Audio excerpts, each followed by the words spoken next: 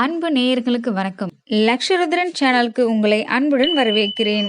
என்னோட சேனலை சப்ஸ்கிரைப் பண்ணி சப்போர்ட் பண்ற அனைத்து அன்பார்ந்த உள்ளங்களுக்கும் என்னோட மனமார்ந்த நன்றிகள். இன்று நாம் ஒரு ஆன்மீக பயணத்தை தொடங்க போகிறோம். இது வெறும் வீடியோ அல்ல, உங்கள் வாழ்வின் மாற்றத்திற்கான ஒரு வழிகாட்டி. முருகப்பெருமானின் அவதார தினமான இந்த வைகாசி விசாகத்தன்று குழந்தை பேறு வேண்டி விரதமிருக்க நினைக்கும் உங்களுக்காக சில ஆன்மீக வழிமுறைகள் இதோ.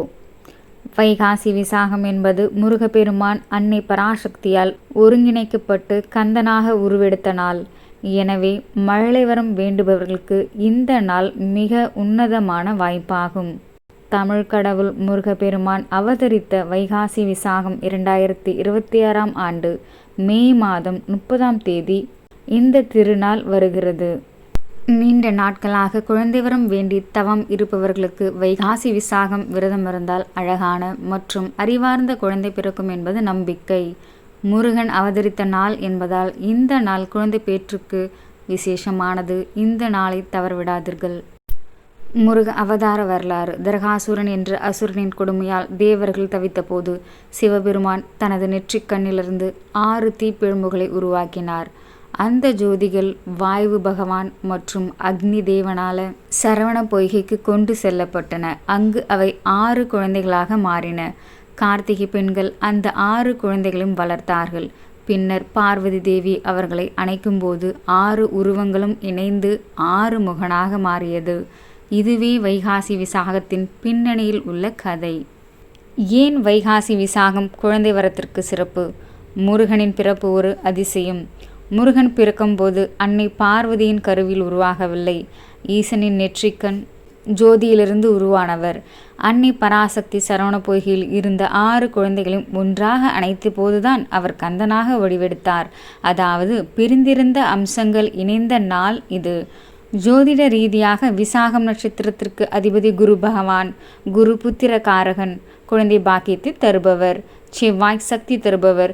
குருவின் நட்சத்திரத்தில் செவ்வாயின் அம்சம் கொண்ட முருகன் அவதரித்ததால் இந்த நாளில் வழிபடுவது ஜாதக ரீதியான தடைகளை நீக்கும். அறிவியலும் ஆன்மீக தொடர்பும். வைகாசி மாசம் என்பது வெயில் காலம். நம் உடலில் பித்தம் அதிகமாக இருக்கும்.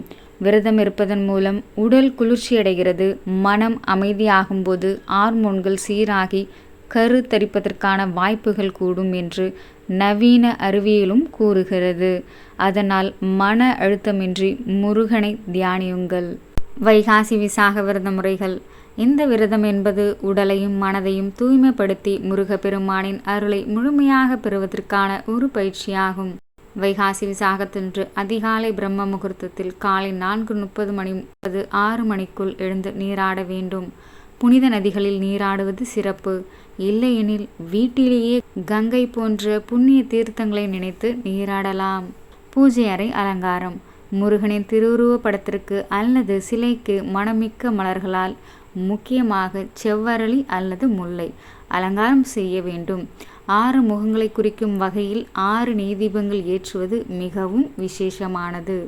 அந்த சுடர் உங்கள் வம்சத்தின் சுடராக அமையும் என்று மனதார நினையுங்கள். உணவு முறை. முழுமையாக உணவு உட்கொள்ளாமல் விரதம் இருப்பது உத்தமம். இயலாதவர்கள் பால் பழங்கள் மட்டும் உட்கொள்ளலாம். மிளகு கலந்த உணவுகள் அல்லது உப்பற்ற உணவுகளை ஒருவேளை மட்டும் உட்கொண்டு விரதம் இருக்கலாம். மந்திர ஜபம். நாள் முழுவதும் ஓயாமல் ஓம் சரவணபவ அல்லது ஓம் முருகா என்று திருநாமத்தை சொல்லிக்கொண்டே இருக்க வேண்டும். கந்த சஷ்டி கவசம், திருப்புகழ் அல்லது சண்முக கவச பாராயணம் செய்வது மனதிற்கு அமைதியையும் வலிமையும் தரும். சஷ்டி கவசம் பாராயணம். கவசம் இது கவசம் என்று சும்மா படிக்காமல் கருப்பையை பாலகனை காத்திடுக என்ற வரிகள் வரும்போது உங்கள் வயிற்றை தொட்டு கொண்டு முருகனிடம் வேண்டவும். இது ஒரு ஆழ்மன பயிற்சி. குழந்தை பேறு தரும் விசேஷ ஸ்லோகம். வழிபாட்டின் போது கீழ்கண்ட ஸ்லோகத்தை முடிந்தவரை சொல்லுங்கள். ஸ்ரீ வள்ளி தேவசேனா சமேத ஸ்ரீ சுப்பிரமணியாய நம. மம புத்திர பாக்கியம் தேஹி தேஹி நமஸ்தே துதே.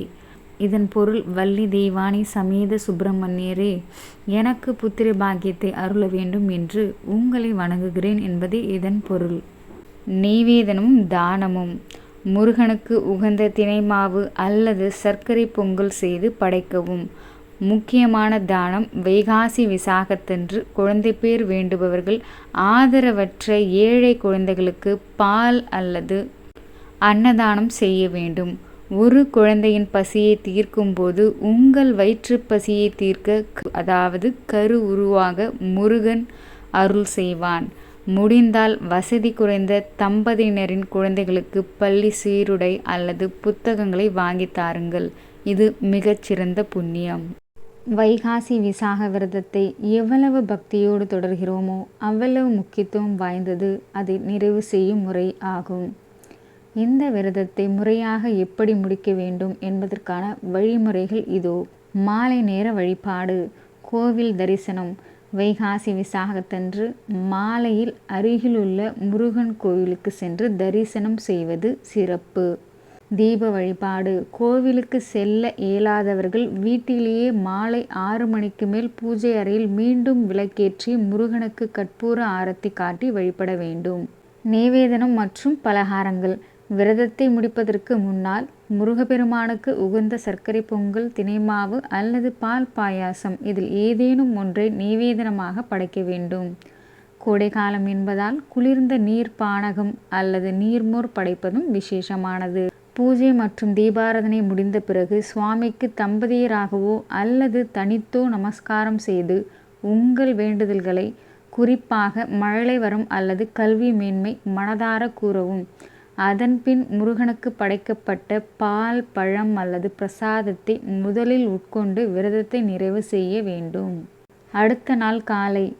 சிலர் இரவு முழுவதும் சாத்விக உணவை மட்டும் எடுத்துக்கொண்டு விரதத்தை தொடர்வார்கள். அப்படிப்பட்டவர்கள் அடுத்த நாள் ஞாயிற்றுக்கிழமை காலையில் வழக்கம் போல் நீராடி முருகனை வழிபட்டுவிட்டு சாத்வீகமான உணவை, அதாவது வெங்காயம், பூண்டு இல்லாத உணவு உட்கொண்டு விரதத்தை முழுமையாக பூர்த்தி செய்யலாம். மிக முக்கியமான ஒன்று ஏழைகளுக்கு உணவு. வைகாசி விசாகத்தன்று விரதத்தை முடிப்பதற்கு முன்போ அல்லது அடுத்த நாள் காலையிலோ உங்களால் முடிந்த அளவு ஏழை எளியவர்களுக்கோ அல்லது குழந்தைகளுக்கோ உணவு அல்லது பால் வழங்குவது உங்களுடைய விரதத்தின் பலனை பன்மடங்காக உயர்த்தும். வைகாசி விசாகத்தன்று செய்யக்கூடாதவை எவற்றை தவிர்க்க வேண்டும்? இந்த நாளில் வீட்டை பூட்டிவிட்டு வெளியூர் செல்வதை தவிர்த்து இல்லத்திலேயே இறை சிந்தனையோடு இருப்பது சிறப்பு. முக்கியமாக கோபப்படுவது, பிறரை நிந்திப்பது போன்ற எதிர்மறை செயல்களை தவிர்த்து மன அமைதியை கடைபிடிக்க வேண்டும். பகலில் தூங்குவதை தவிர்த்து கந்தன் கதைகளை படிப்பது அல்லது கேட்பது நல்லது. நண்பர்களே, வைகாசி விசாகம் விரதம் குறித்து நம் சேனல் நேயர்கள் மற்றும் ஆன்மீக அன்பர்கள் அடிக்கடி கேட்கும் சில முக்கிய சந்தேகங்களுக்கான விளக்கங்களை இப்போது பார்க்கலாம். வேலைக்கு செல்பவர்கள் இந்த விரதத்தை எப்படி கடைபிடிக்கலாம்?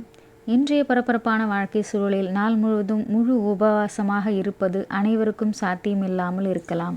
வேலைக்கு செல்பவர்கள் அதிகாலையில் குளித்துவிட்டு முருகனை வழிபட்டு விரதத்தை தொடங்கலாம். பகலில் பழங்கள், பால், இளநீர் அல்லது நீர்மோர் போன்றவற்றை மற்றும் எடுத்துக்கொண்டு உடலை ஆரோக்கியமாக வைத்துக்கொண்டே விரதத்தை தொடங்கலாம். முக்கியமாக உடல் உபவாசத்தை விட மன உபவாசம் முக்கியம். அதாவது வேலை செய்யும் இடத்தில் கோபப்படாமல், யாருடனும் வீண் விவாதம் செய்யாமல் மனதிற்குள் ஓம் சரவணபவ மந்திரத்தை சொல்லிக்கொண்டே இருந்தாலே விரதத்தின் முழு பலனும் கிடைக்கும். வைகாசி விசாகத்தன்று தம்பதியராகத்தான் விரதம் இருக்க வேண்டுமா? கணவர் அல்லது மனைவி யாராவது ஒருவர் மட்டும் இருக்கலாமா? குழந்தை மரம் வேண்டி பிரார்த்தனை செய்யும் போது தம்பதியர் இருவரும் இணைந்து விரதம் இருப்பது மிக சிறப்பானது.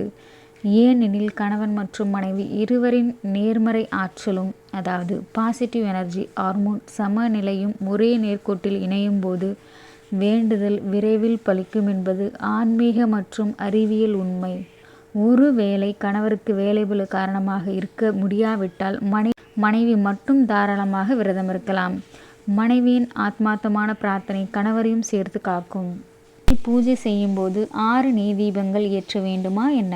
என்ன பலன்?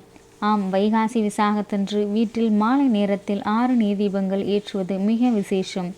முருகப்பெருமான் சரவண பொய்கையில் 6 ஜோதி பிழம்புகளாக அவதரித்ததை நினைவு கூறும் வகையில் இந்த 6 தீபங்கள் ஏற்றப்படுகின்றன. இந்த தீபங்கள் நம் வீட்டில் இருக்கும் கண் திருஷ்டி, எதிர்மறை ஆற்றல்களை நீக்கி வம்ச விருத்தியை உண்டாக்கும்.